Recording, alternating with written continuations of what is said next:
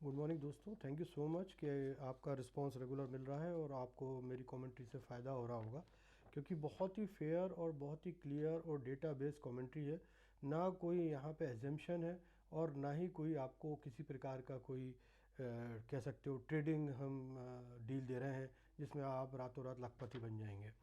देखिए, बेसिक चीज़ें क्या होती हैं कि कभी कभी जब मार्केट साइडलाइन हो जाता है या हम कहें कि मार्केट एक्यूमुलेशन में चले गया या हम ये कहें कि मार्केट बायर ट्रैप हो गया है, तो इस तरीके की पोजीशन आती है जबकि एफआईज और डीआईज किसी भी डिसीजंस पे नहीं आते हैं। उसका मेजर रीज़न ये है कि डीआईज जो है वो फंड बैलेंसिंग में लगे हुए हैं, जैसे कि मैंने अपने पिछले वीडियो में आपको बताया था। उस फंड बैलेंसिंग का एडवांटेज जो एफआईज उठा रहे हैं, और क्योंकि बहुत सारे ऐसे इश्यूज़ हैं जो कि अब पास ऑन हो चुके हैं, और जिसमें हमारा यूएस इंडिया डील का जो एक फैक्टर चल रहा था, हमारा इंडिया ईयू डील हो गई।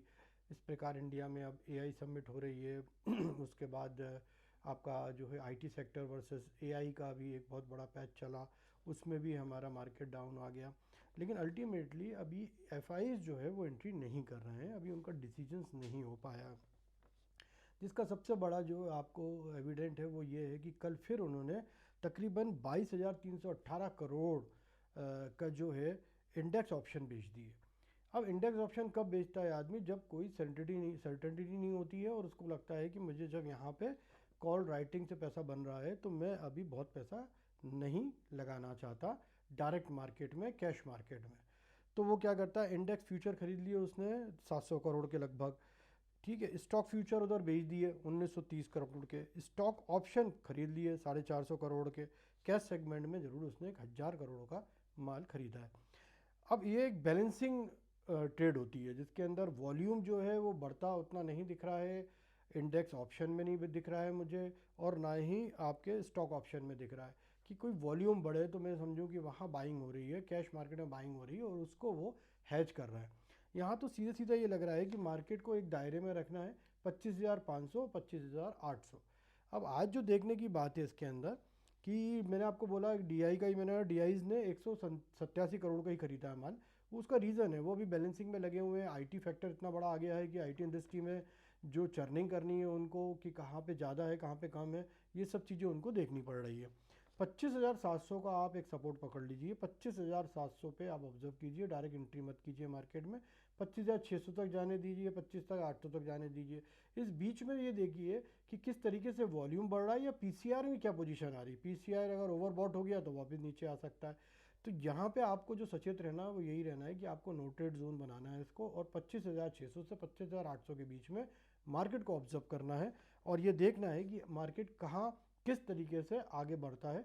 और उसको देखने का तरीका सिर्फ इतना सा होता है कि हमें एनएससी के साइट पे जाके पूरा डेटा मिल जाता है। एनएससी की साइट में जाके भी देख सकते हैं, और नहीं तो आप अपने जो ऐप है उसमें भी देख सकते हैं कि अगर आपको पुट राइटिंग में जो है कहीं बढ़ोतरी दिख रही है और इधर पे कॉल वॉल्यूम में बढ़ोतरी दिख रही है और मार्केट का ट्रेंड अपवर्ड है, ठीक है, और ये 800 के ऊपर क्रॉस होता नज़र आ रहा है, राइट, तो उसको वहाँ वॉच कीजिए। प्लस जो हमारे हैवी वेट शेयर्स हैं निफ्टी 50 के, जिसके अंदर हमारे आईटी कंपनी के शेयर हैं, बैंकिंग के शेयर हैं और प्लस रिलायंस है, इन तीनों को कॉम्बिनेशन बना के उसको मॉनिटर पर रख के आप एक बार देख लीजिए वहाँ क्या पोजीशन आ रही है। जैसे कि मैंने पिछले वीडियो में आपको बताया था कि कहीं ना कहीं वो बैलेंसिंग कर लेते हैं, मतलब रिलायंस को ऊपर ले जाएंगे तो इन्फोसिस को नीचे ले आएंगे, क्योंकि एक अपॉर्चुनिटी उनके पास आ गई है। एक अपॉर्चुनिटी आ गई कि बहुत ही वीक सेंटीमेंट हो गया है आईटी के लिए, जब से ये एंथ्रोपिक और ओपन एआई का जो को वर्क ऑटोमेशन, जो क्लाउड बेस्ड को वर्क ऑटोमेशन जो एआई आया है, वो क्या रिप्लेस कर देगा इनके इंटरप्राइजेस सॉफ्टवेयर को, तो वो डिबेट अभी कंटिन्यू है। लेकिन एक लेवल पे ज़रूर एक स्टेबिलिटी आई है, जो कल एंथ्रोपिक और इन्फोसिस का एक स्ट्रेटेजिक जो है टाई अप हुआ है, तो वो ठीक है अपनी जगह। आपको unnecessary as a option buyer बस पैसा अभी नहीं लगाना है। पैसा लगाने के लिए आपको वेट करना है, और वेट करने के साथ ये जो तीनों फैक्टर मैंने आपको बताया, एफ का टर्नओवर या एफ का जो जिस तरफ इंक्लिनेशन है, लेकिन जैसे कि मान के चलिए इंडेक्स ऑप्शन से हट के स्टॉक ऑप्शन पे आ रहा है, तो वो आपको देखना है। कैश सेगमेंट का आपको देखना है। प्लस आपको दूसरी चीज़ मैंने बताई, जो हमारे हैवी वेट शेयर है निफ्टी 50 के, उनको हमें देखना है। और तीसरा मैंने आपको बताया है पीसीआर पे कंट्रोल रखना है कि पीसीआर कंट्रोल बेसिस पे चले। 1.30 अगर बैंक निफ्टी का है तो वो ओवरबॉट हो गया, और अगर 1.20 अभी निफ्टी का है तो वो ओवरबॉट होने की तरफ है। तो उसको हम देख लें। ऐसा नहीं है कि वो एक कह सकते हो आप एक लाइन ही बन गई कि उसके ऊपर जा ही नहीं सकता, बिल्कुल जा सकता है, ऐसा कुछ नहीं है कि जो नहीं जा सकता। तो उसको आप मद्देनज़र रखें, वेट करें, समझें। 25,700 को आज ऑब्जर्व करें, वहीं घूमता रहता है नीचे ऊपर नीचे ऊपर, तो आप एंट्री ना करें अननेसेसरीली। इसके बनस्पत ये है कि आप किसी स्टॉक को पकड़ लें। स्टॉक का आप जो है उसमें एमटीएफ में मार्जिन ट्रेडिंग फैसिलिटी जो दी हुई है उसमें जाके स्टॉक को खरीदें, और उसके अगेंस्ट में हैज करने के लिए उस स्टॉक का एक पुट खरीद लें फॉर ए टाइम बिंग। वो एक स्ट्रेटेजी आपके लिए काम कर सकती है। अदरवाइज आप इंडेक्स पे बार बार पैसा लगा के प्रीमियम गवाएंगे तो वो लाखों करोड़ों रुपए कमा रहा है कोई और ये कोई ट्रैप, इंटेंशनली ट्रैप नहीं होता, ये उनके स्ट्रेटेजिक डिसीजंस होते हैं जो मार्केट को ऐसा स्ट्रक्चर दे देते हैं कि मार्केट ऐसा लगता है कि ट्रैप्ड फॉर द बायर, तो they are not deliberating doing it. वो कोई जानबूझ के ऐसा नहीं कर रहे हैं कि आपको कोई एक ट्रैप में फंसा रहा है।